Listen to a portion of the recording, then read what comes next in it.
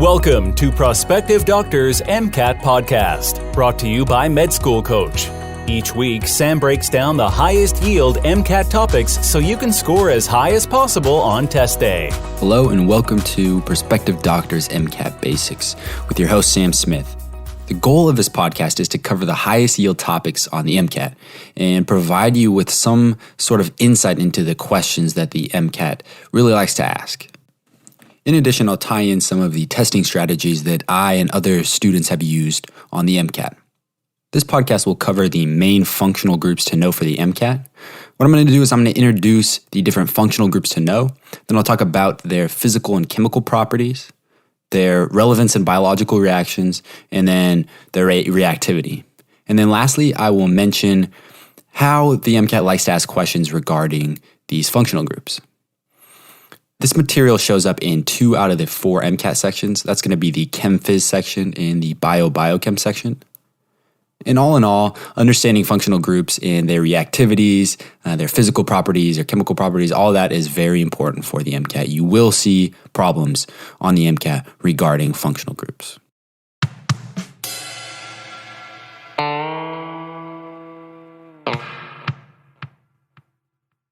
So before I get started talking about the actual functional groups themselves, I want to talk about what physical properties are, what chemical properties are, and what intensive and extensive properties of some material are. These are both terms I'm going to use throughout the podcast, so it's important that you know what these mean so that when I say it, you're not like, oh, what does that mean? Physical properties of material are those that can be observed without changing the identity of the substance. So examples are boiling point, solubility, and stuff like how strong is this compound? How much does it bench? That's a good example. Chemical properties, on the other hand, are properties that you need to change the identity of this substance in order to measure that property. So for instance, combustibility. So when you burn something, it obviously changes. You burn a hydrocarbon, you turn that hydrocarbon into carbon dioxide in water, right? Anytime you combust something, it reacts with oxygen in the atmosphere to then produce carbon dioxide and water. So that's just an example of a chemical property, right? You have to change the identity of that substance in order to observe the property. So that's the difference between physical and chemical properties. What about intensive and extensive properties? Intensive properties are physical properties that will be the same regardless of the amount of matter that you have. So for instance, density is an intensive property, right? It's a mass per volume. It doesn't matter how much mass you have, the density is always going to be the same because it's mass per volume. Same with conductivity. It doesn't matter how much you have of a certain metal, it's going to have the same conductivity. And then same with specific heat. And so a specific heat is the amount of heat required to raise a certain amount of some material by 1 degree Celsius. And again, it gets at a certain amount. That's the most important part about an intensive property. On the other hand, an extensive property is a physical property that will change if the amount of matter changes.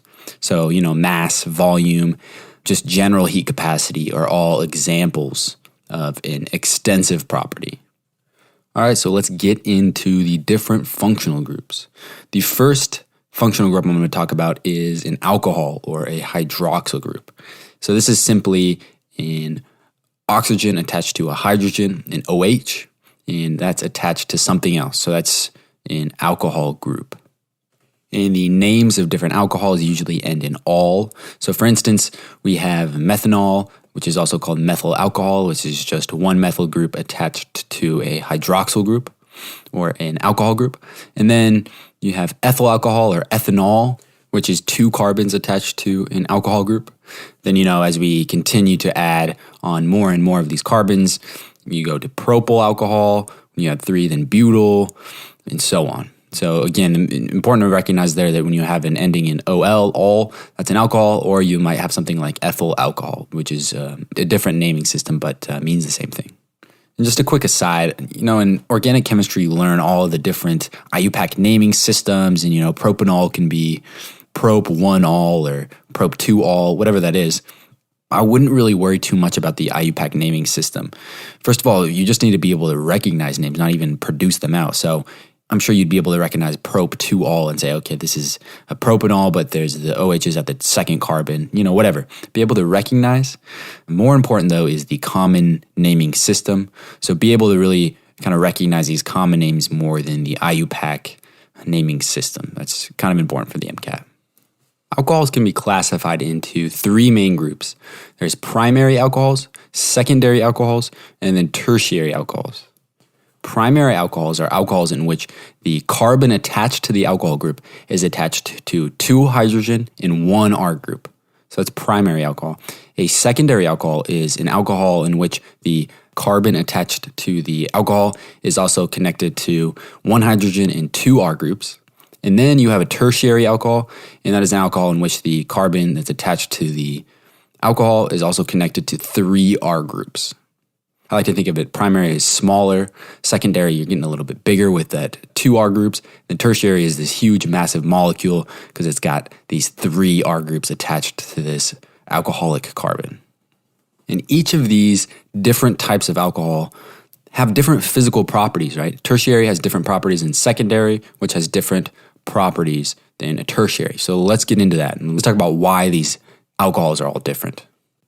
So again, physical properties are properties of substances in which you don't have to change the identity of the substance in order to observe.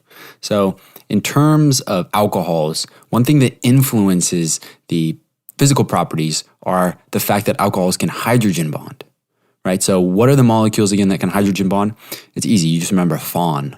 FON can hydrogen bond. FON is the one, right? Fluorine, oxygen, and nitrogen. Those are the 3 elements that when bonded to hydrogen can hydrogen bond.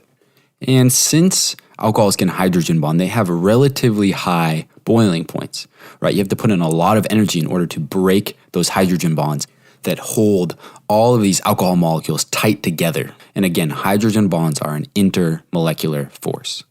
In addition to a high boiling point, these hydrogen bonds enable alcohols to be soluble in water. Basically what happens is the alcohols hydrogen bond with the waters, which hydrogen bond with the alcohols, and everything just kind of gets mixed up. You don't have these phases that become separate. You just get a nice mixing of these 2 liquids. And so you can say that they are soluble in one another or they are miscible. And this principle kind of brings me back to high school. I had a friend who would take his parents' alcohol and he'd drink some of theirs, and then he would pour water back in.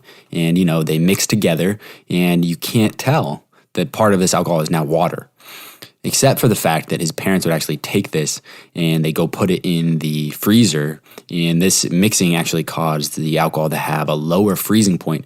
And this bottle of alcohol that used to not freeze actually now freezes because my friend from high school mixed water with it. And he got in trouble. And I think his parents locked up the liquor or whatever into a cabinet after that. But I just remember that. And so you can remember that these mix together well, because you can mix water with alcohol, make mixed drinks, you don't get sediment or you don't get partitioning of 2 different layers when you mix alcohol and water. And one important trend you'll see with solubility is that the addition of hydrocarbons decreases solubility. So for instance, you look at the solubility of ethanol, you compare that to the solubility of something like propanol, and you see that the solubility actually decreases. So the addition of further methyl groups actually decreases solubility. And as with a lot of other functional groups, the limit of solubility is around 5 or 6 carbons. So by the time you go from ethanol to methanol to propanol to butanol, all the way up to 5 carbon pentanol, by that point you actually have an alcohol that is no longer soluble within water, or at least very limitedly soluble. So just keep that in mind. And this is a trend you'll continue to see as I keep covering these different functional groups. So for instance, you can say that ethanol is completely miscible within water. That is to say that you mix 1,000,000 grams of ethanol with water, it's all soluble, everything mixes well. Well, for pentanol, on the other hand, only 2.7 grams of pentanol dissolve into 100 grams of water. So you only have basically 2.7% by volume pentanol is soluble within water. And so as I mentioned previously, primary alcohols, secondary alcohols, and tertiary alcohols all have different boiling points. So for instance, primary alcohols have the highest boiling point, secondary alcohols have a lower boiling point, and then tertiary alcohols have the lowest boiling point of all. And you might be thinking, okay, why is this? Essentially, this is because as you add R groups onto these alcohols, you get these bulkier and bulkier molecules. And so it is actually harder for these molecules to hydrogen bond because they have to get in at the right angles in order to hydrogen bond, to get close enough to hydrogen bond at least. And because of these bulky R groups, they're not able to do that as well. So you can kind of think of this as the following example. So you have a jar of cookies and you're trying to fend off people from taking your cookies because cookies are good, right? You want your cookies. Now, if you have really teeny, short, stubby arms, let's say like a Tyrannosaurus Rex, you're not going to be able to fend off shit. People are just going to be taking your cookies left and right, and you're not going to be able to do anything about it. Well, that's like a primary alcohol, right? It's got these short little stubby arms, and therefore things can get in easily and just hydrogen bond to it. Whereas you go to the case of the tertiary alcohol, it's got these long arms that are big and wily and just slapping the shit out of people, and people can't get in there to take a cookie, right? You keep all your cookies to yourself. You might start to get heavier after a while, but the point here is that this is like the case of a tertiary alcohol where you have these long, big R groups that block things from getting in and hydrogen bonding. It's also important to understand that molecular weight has a lot to do with boiling point. So the trend is that the higher the molecular weight, the higher the boiling point.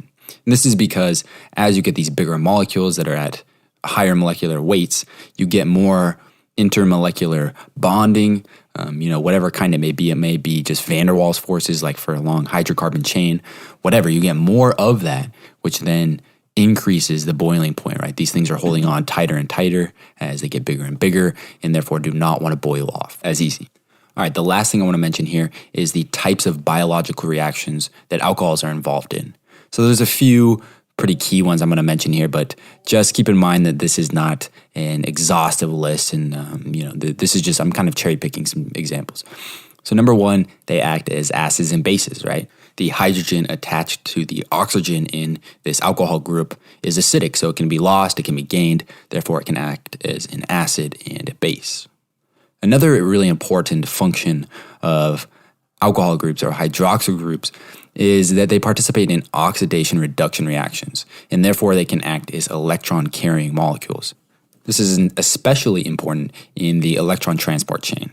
So in the electron transport chain, you have a molecule called coenzyme Q, which is an electron carrier. And so it exists as either ubiquinol or ubiquinone.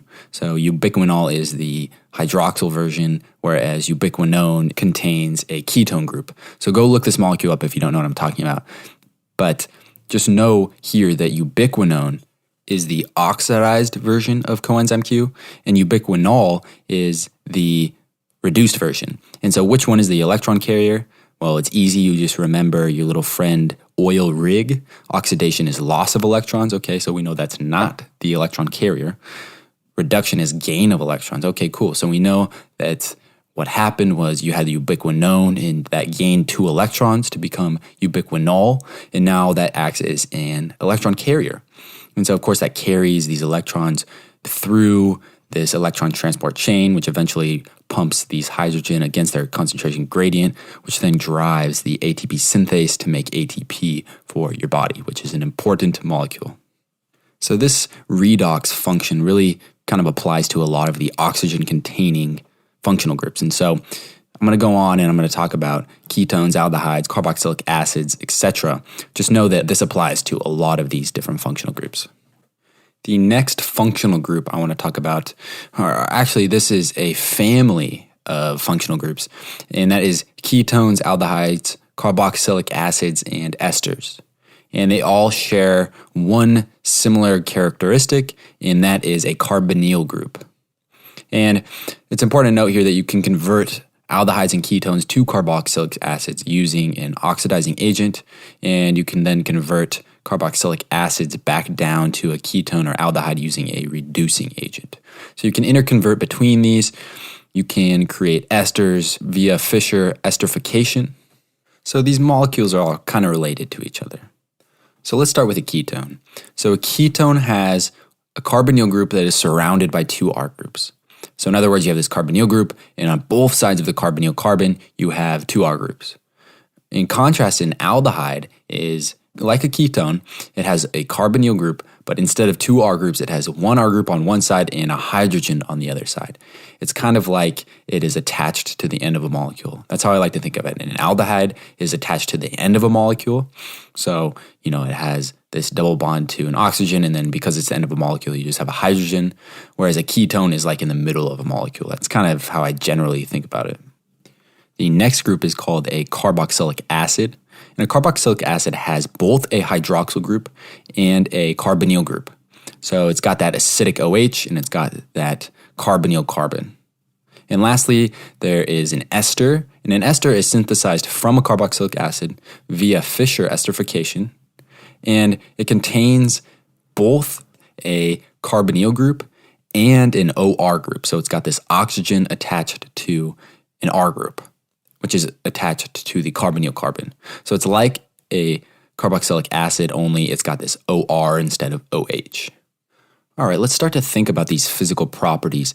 What are going to lead to the different trends we're going to see? Let's mull over this for a second. So think about the carbonyl bond. So this carbonyl bond is a very polar bond, right? You have this oxygen that's double bonded to a carbon, and the oxygen is much more electronegative than the carbon.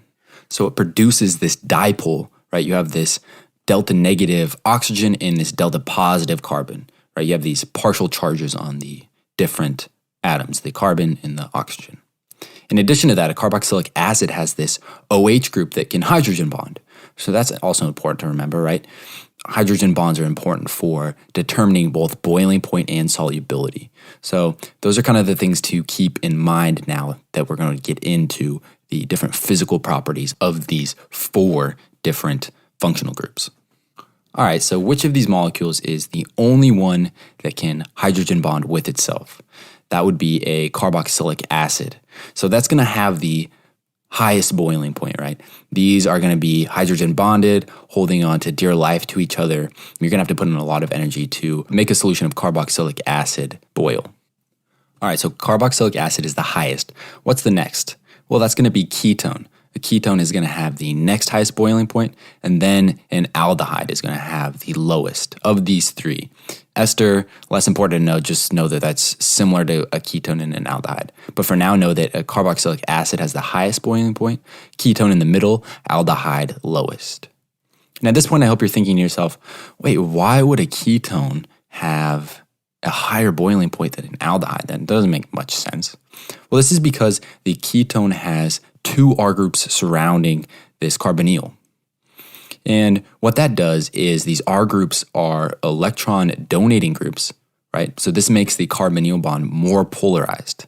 In other words, this delta positive charge on the carbon and this delta minus charge on the oxygen of the carbonyl bond are both going to be a greater magnitude for the ketone. And so what happens then is you have these dipole-dipole interactions where you have carbonyl groups interacting with each other, right? You have these intermolecular forces form between the delta minus oxygen and the delta positive carbon between different molecules, and this contributes to the boiling point. So keep that in mind when you're thinking about why a ketone has a higher boiling point in general than an aldehyde. And as I kind of briefly mentioned there, ketones and aldehydes cannot hydrogen bond, but what they can do is they can do dipole-dipole interactions, right? Because of that highly polarized carbonyl bond. And for the sake of the MCAT, you can tell esters to F off. So let's next talk about the solubility of these different molecules. This is pretty easy. Carboxylic acids are soluble because they can hydrogen bond with water. Ketones and aldehydes are also very soluble within water because they can hydrogen bond with water. And you might be thinking, wait, but they can't hydrogen bond. But when you have water that has this O attached to an H, that oxygen can hydrogen bond. And so you have a ketone or aldehyde that is a hydrogen bond acceptor, and you have a water molecule that is a hydrogen bond donor. So you can form hydrogen bonds if you have water around. Same goes for esters. They're soluble. They can hydrogen bond with water through being a hydrogen bond acceptor. So that's all of those. And again, keep in mind that the limit is about 5 carbons attached. So, take a aldehyde that is 1 carbon chain long. You keep adding these carbons onto the chain, and when you reach 5 carbons, you are right at the limit of solubility, right? That aldehyde is not going to be very soluble at all in water. All right, so that's some of the physical properties of these carbonyl-containing functional groups. Let's talk about the biological function that some of these functional groups serve. So as I talked about before, hydroxyl groups can actually be oxidized into these carbonyl-containing functional groups. It can be oxidized either to an aldehyde or to a carboxylic acid. And so these play, obviously, again, a big role in carrying electrons and being involved in redox reactions. The next functional group I want to talk about are ethers. So an ether is an oxygen surrounded by 2 R groups.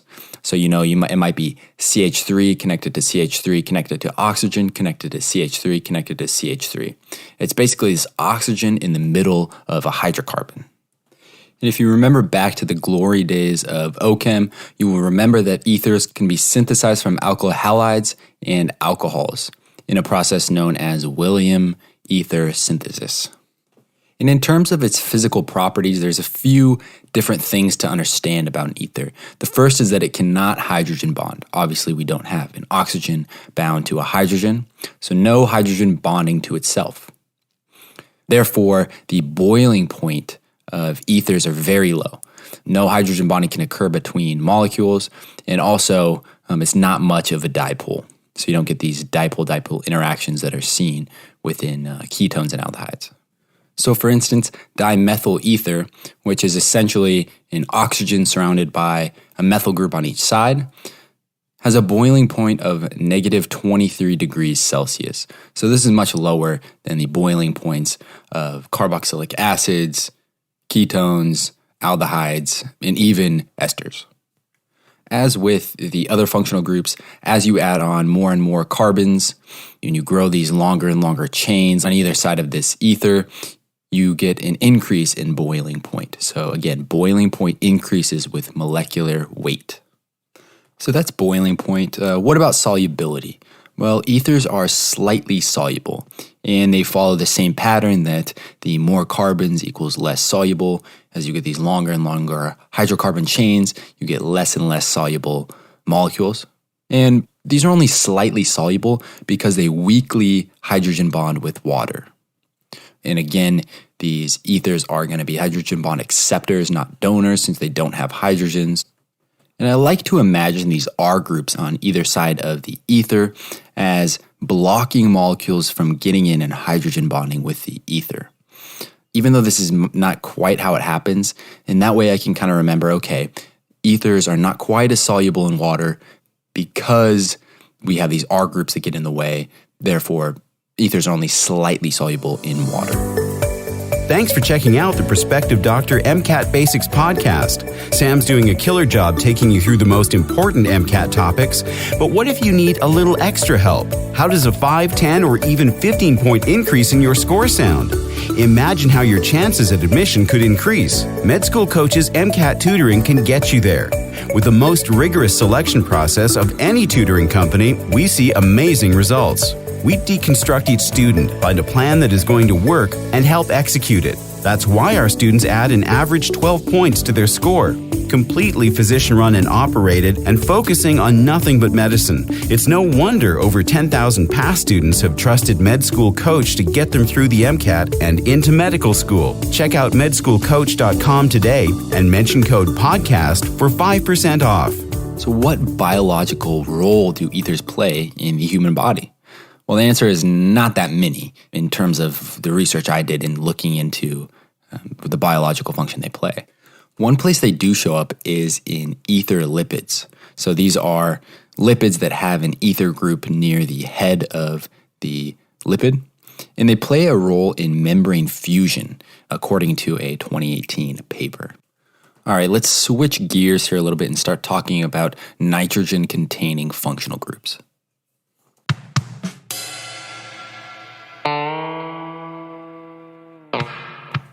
All right, so let's get into amines and amides, which are both nitrogen-containing functional groups. Amines are derivatives of ammonia, which is NH3, whereas amides are carboxylic acid derived. Essentially, it is just like a carboxylic acid, but instead of that hydroxyl group, you have an NH2 bound to that carbonyl carbon. So let's first get into amines. So amines, like alcohols, can either be primary, secondary, or tertiary. So a primary amine is a nitrogen attached to one R group and two hydrogens. And keep in mind that this nitrogen has one lone pair of electrons.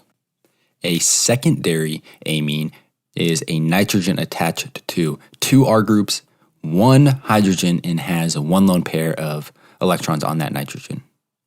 And then lastly, you have a tertiary amine, which is a nitrogen attached to three R groups, again with a lone pair on the nitrogen. And just like alcohols, the classification of amine actually affects the different physical properties of these substances. So again, hydrogen bonding plays a big role in determining these physical properties. What are the atoms that can hydrogen bond? Well, that is an F, an O, or an N that are bound to a hydrogen. So in this case, if we have a primary or a secondary nitrogen, then these can both hydrogen bond, which is great, right? They form these really strong hydrogen bonds. What is important to note here, though, is that nitrogen cannot hydrogen bond to the same extent as an oxygen can. And why is that? Well, the oxygen has two lone pairs of electrons that can both contribute to a hydrogen bond.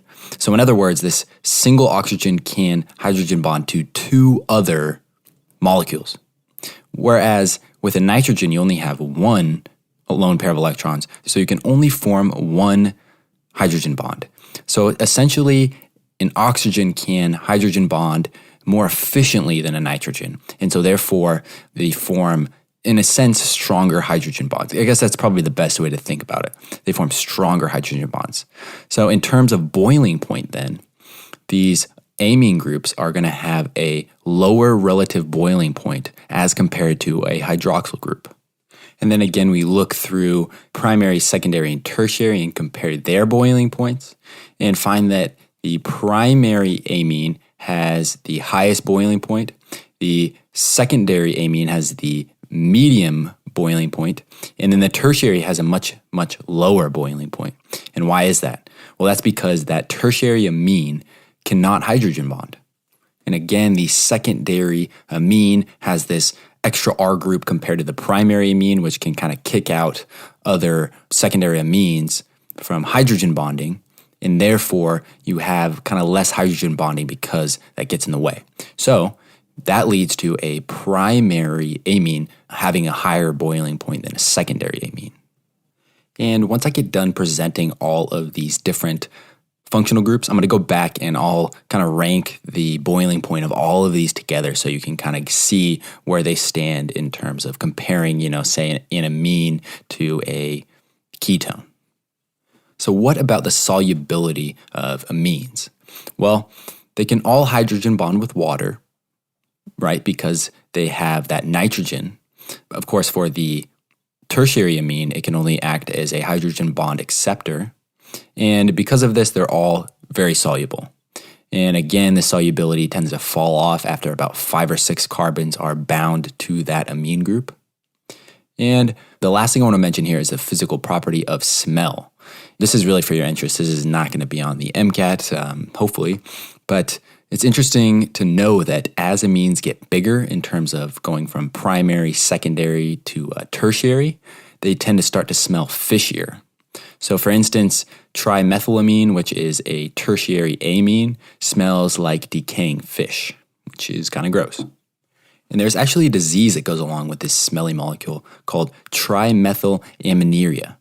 And essentially what happens in trimethylaminuria is the body is unable to break down trimethylamine.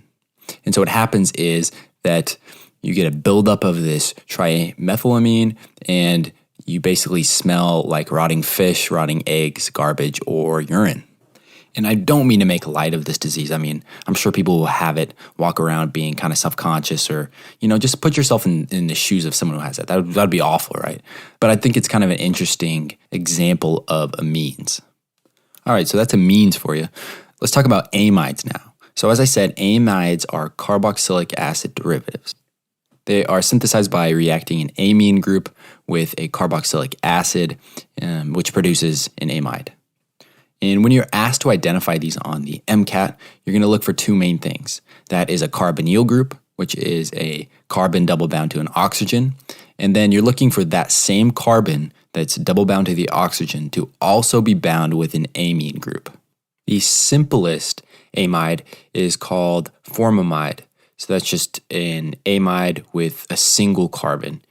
Then you have acetamide, which is a 2-carbon amide. And then you have propanamide, which is a 3-carbon amide. These are kind of just the common names. But this brings up a really important thing to know for the MCAT, and that is these common prefixes. So that's form, aceta, and propion. And so you can remember form is a single carbon molecule, aceta is a 2-carbon, and then propion, which sounds a bit like propanol, is a 3-carbon. So those are all somewhat easy to remember, but important for the MCAT. So let's talk about amides' physical properties now. So going back to boiling point and solubility, again, what really plays a big role in these? Well, that's hydrogen bonding and also dipole-dipole interactions. And so you look at these amides and you can see, number one, they can hydrogen bond since they have this nitrogen that is connected to a hydrogen. And they can have dipole-dipole interactions because they have these carbonyl bonds. And because they can participate in both these interactions, hydrogen bonds being the stronger of the two, then they have very high boiling points, around 200 to 300 degrees Celsius. And again, the addition of more carbon units increases the boiling point above this already high value. And it is definitely important to mention here that these amides can also be tertiary. In other words, the nitrogen attached to this carbonyl can be attached to 2 R groups. And in this case, that molecule cannot hydrogen bond with itself, right? We don't have a nitrogen attached to a hydrogen, so no hydrogen bonding can occur. So obviously, a molecule that contains a tertiary amide is not going to have the same really high boiling point that, say, a molecule with a secondary or a primary amide group would have. That's important to keep in mind. So since this amide group has this nitrogen that can hydrogen bond, obviously it will be soluble within water. Water will be able to hydrogen bond with it, and therefore molecules containing this amide group are very soluble. All right, so let's briefly talk about the biological functions that amine groups and amide groups play within the body. Other than, of course, amine-containing compounds tend to be really stinky and smelly. Interestingly, many neurotransmitters actually contain amine groups. So that's kind of interesting. And also, amine groups are important for amino acid synthesis. Obviously, amino in amino acids refers to an amine group. And then amine groups are important for acid-base activity. So they can donate a hydrogen, they can pick up a hydrogen, so they play an important role in that. We'll start with amides' biological function with this little riddle. What famous type of bond is actually an amide bond? And I know what you're thinking. No, this does not actually begin with the first name James. What it really is it's a peptide bond. So if you're thinking peptide bond, good for you. You're pretty smart. This is something I really didn't think about till you really go look at an image of a peptide bond on Google or something, and you'll be like, wow, that's actually a amide group. And so that's something you kind of don't really think about. Amide groups are also found in a lot of other structural molecules because they form these really strong bonds. So things like nylon and Kevlar contain these amide functional groups because those bonds are so strong. All right, so that's an introduction to some of the main functional groups that you'll see on the MCAT. What I really, really want you to take away is that a lot of the physical properties of these functional groups or compounds containing these functional groups rely on the fact that these functional groups can either hydrogen bond or they can't hydrogen bond. And the extent to which these functional groups hydrogen bond determines their boiling point and also their solubility. So again, more hydrogen bonding equals higher solubility and a higher boiling point. And before I move on and talk about some less known functional groups, what I want to do is I want to kind of wrap all this together so that you have a picture in your head as to how to compare the boiling points of all these different functional groups. So I'm going to go through and I'm going to tell you what has the highest and what has the lowest and kind of go in numerical order down the list of highest boiling point to lowest. So to start out, the functional group with the highest boiling point is amide. So molecules that contain amides have higher boiling points than all the other groups. And going down the list now, we have first amide, then carboxylic acids, then alcohols, then ketones, then aldehydes, then amines, then ethers, and then hydrocarbons last. So as the mitochondria is the powerhouse of the cell, amides are the powerhouse of the boiling points. And what about solubility? Well, as I kind of went through those, I'm sure you noticed a pattern here. Pretty much all of these functional groups are somewhat soluble.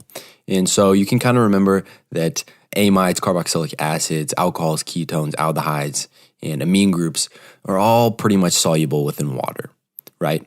The two that are not are ethers and hydrocarbons. So those are the ones that are not soluble or at least slightly soluble. And the big thing to remember here is that as you add on about 5 or 6 substituent carbons, you begin to have these compounds that were once soluble containing these functional groups now become insoluble.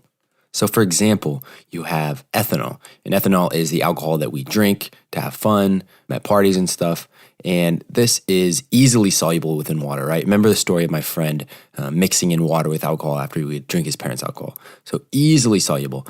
But then you start adding on carbons, you get to pentanol or hexanol, and these alcohols are no longer soluble within water. All right, and the very last thing I want to talk about here, and I promise this is the last thing, is the relative reactivity of each of these functional groups. Because I promise you the MCAT loves this shit. And you're going to see this come up probably in 2 different ways on the MCAT.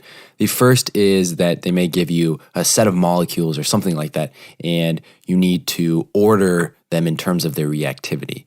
And so what you're going to want to do there is just look for the functional groups and say, okay, this has the number 1 most reactive functional group. Okay, this must be number 1, and then blah, blah, blah, blah, and you just sort through down that.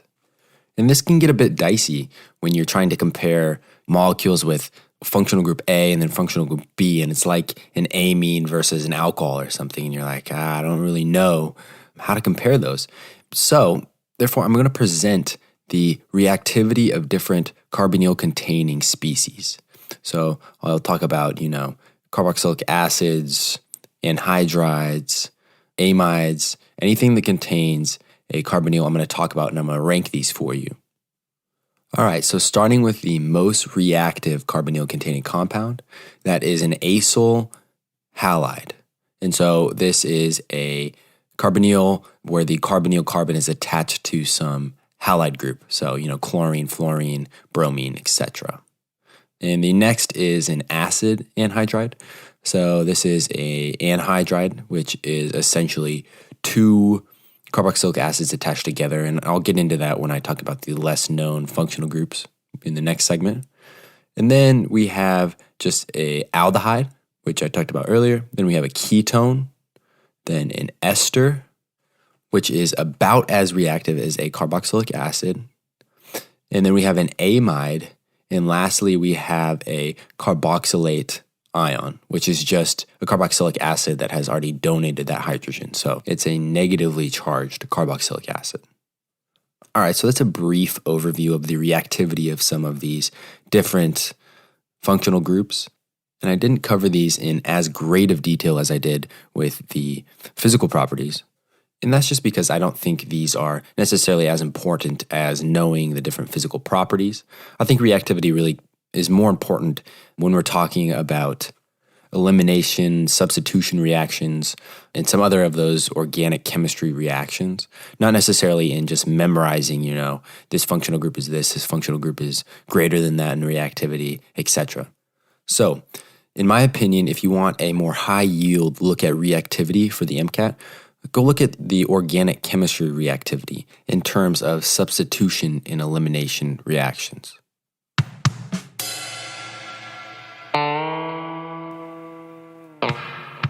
All right, in this next segment, I want to go over some of the less known functional groups. And all I'm going to do is I'm going to name these off, describe their structure, and I'm skipping the physical properties in reactivity just because I don't think it's as important to know for the MCAT. And one thing you can do if you really want to follow along is you can go Google these molecules as I talk about them, so that way you're putting a face to a name. I'm sure you've had friends that will describe their date's face for you and say, they looked like this, and you start to put together this image inside your brain, and you're like, okay, I know exactly what you're talking about. I know what they look like. They look like a 22-year-old Megan Fox. And then you finally get to meet your friend's date, who is now their girlfriend, and you say, hey, nice to meet you. You look more like a bald Britney Spears than I thought. And so obviously sometimes you picture something in your head and it looks a totally different way. So all I'm trying to say is hopefully you picture these molecules right. If not, go Google them and follow along with me. The first functional group to know is an anhydride.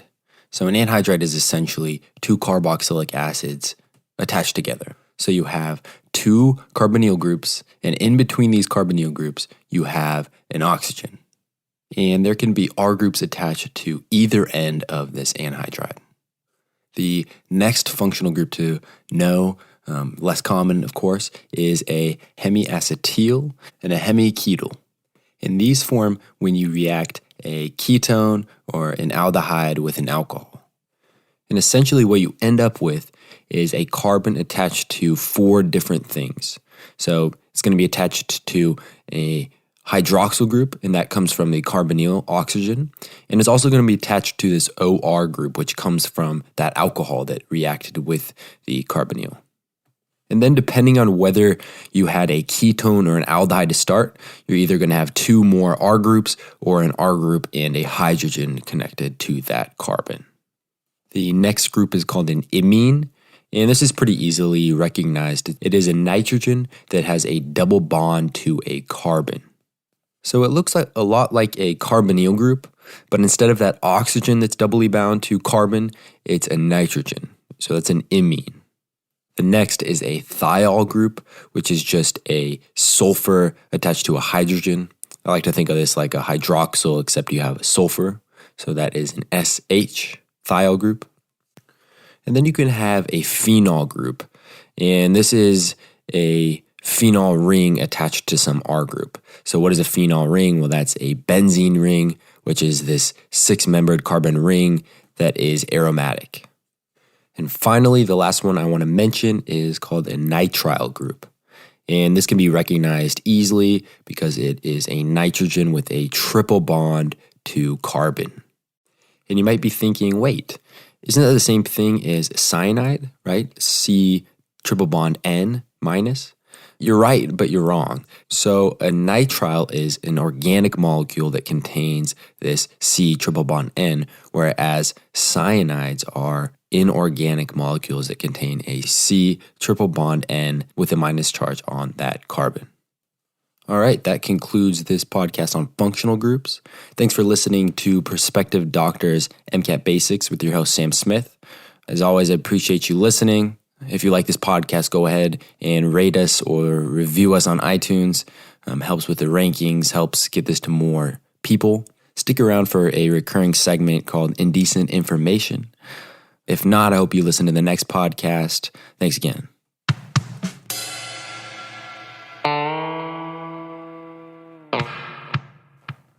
All right, so now on to a segment called Indecent Information. So I'm going to talk about real briefly is why does alcohol make us lose inhibition, do stupid shit, dance on tables, whatever it may be? What is it in our brains that alcohol changes? So if you think back to psychology, you will remember that alcohol is a depressant. In other words, it decreases brain activity. So the underlying mechanisms then of alcohol's effect on your brain and on you must be in terms of decreasing brain activity. So how does that happen? Well, alcohol has been shown to interfere with several different neurotransmitter systems in the brain, and it acts in two main ways. That is to increase the inhibitory neurotransmitters and to decrease the excitatory neurotransmitters. So I'm going to talk about each of these. So number one, as I said, alcohol increases the inhibitory neurotransmitters. So alcohol has been shown to increase GABA receptor function. And if you remember, GABA is gamma aminobutyric acid, which is a neurotransmitter, an inhibitory one in this case. And so alcohol then is shown to increase the receptor function, therefore acting to decrease brain activity. So that's one way it does it. The other pathway that's been studied is in terms of the glycine neurotransmitter. So glycine is known to be another inhibitory neurotransmitter, and alcohol has been shown to increase the binding of glycine to its receptor. In other words, alcohol is the wingman for glycine. Alcohol goes up to this glycine receptor and he's like, hey, what's up? What's good? How we doing? This is my friend Glycine. He's really cool. He's a nice guy. You guys should really meet each other. You guys should talk. And then boom, they're together. So alcohol essentially promotes this binding. All right, so that's the first way that alcohol influences the brain. The second way that alcohol influences the brain is that it decreases excitatory neurotransmission. So there are a few major excitatory neurotransmitters within the brain. A few of those are amino acids such as aspartate and glutamate. And both of these neurotransmitters act through binding the NMDA receptors. And what happens in short-term alcohol exposure is that the NMDA receptors seem to be inhibited. And so by inhibiting these receptors, you actually decrease the excitatory neurotransmission within the brain and therefore continue the depressant or inhibitory effects of alcohol on the brain. And so it's a combination of both increasing inhibitory neurotransmission and decreasing excitatory neurotransmission, and probably some other effects that I'm not talking about here that tend to, loosen inhibitions, make you really sleepy when you drink, etc. A lot of those effects you feel from alcohol. Thanks for listening to Prospective Doctor's MCAT podcast. If you're a pre-med, you'll want to check out prospectivedoctor.com for tons of free tools, articles, and more podcasts that cover your pre-med life. And if you need help on the MCAT or getting into med school,